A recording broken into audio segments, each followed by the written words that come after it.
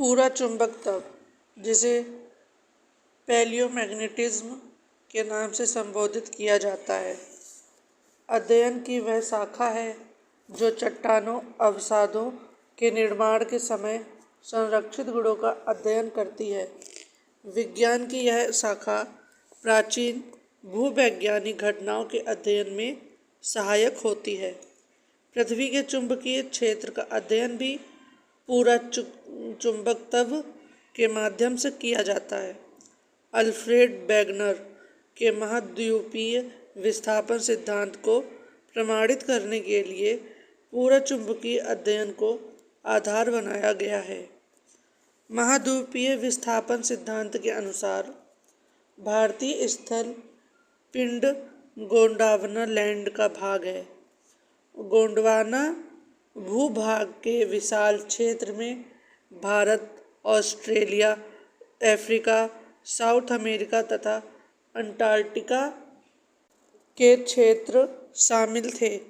मध्यवर्ती मध्यजीवी कल्प में संवहनीय धाराओं द्वारा गोंडवाना लैंड को अनेक टुकड़ों में विभाजित कर दिया गया।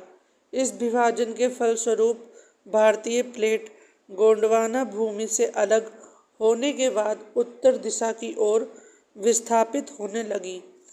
उत्तर दिशा की ओर विस्थापन के परिणाम स्वरूप भारतीय प्लेट अपने से अधिक विशाल प्लेट यूरेशियन प्लेट से टकराई।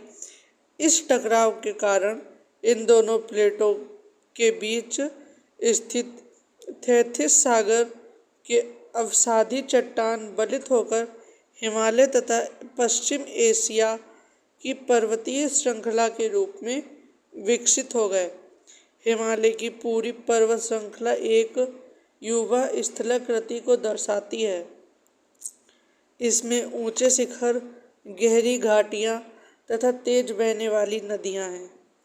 हिमालय के तराई क्षेत्र में पाताल तोड़ कुएं भी पाए जाते हैं।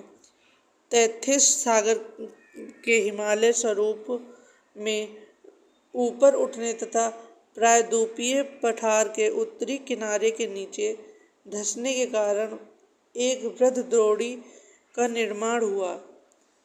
समय के साथ साथ यह बेसिन उत्तर के पर्वतों एवं प्रायद्वीपीय पठारों से बहने वाली नदियों के अवसादी निक्षेपों द्वारा धीरे धीरे भर गया।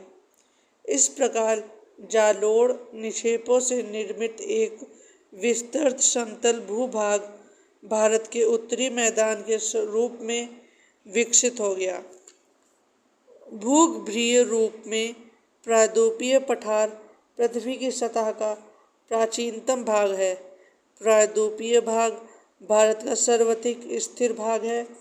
प्रायद्वीपीय पठार आग्नेय तथा रूपांतरित शैलों वाली कम ऊंची पहाड़ियां एवं चौड़ी घाटियों से बना है।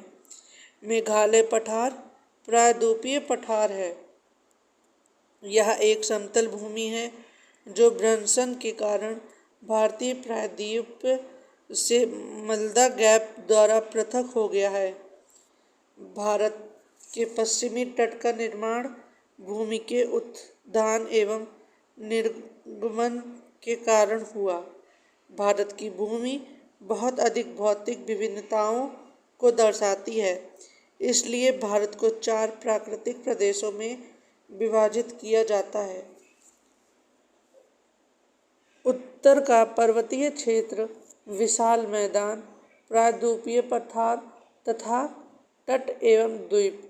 इसके अतिरिक्त भारत को शैल स्तर क्रम ऊंचावच और विवर्तनिक पराक्रमों के आधार पर 3 प्रमुख और 6 उपभौतिक आकृति प्रदेशों में बांटा गया।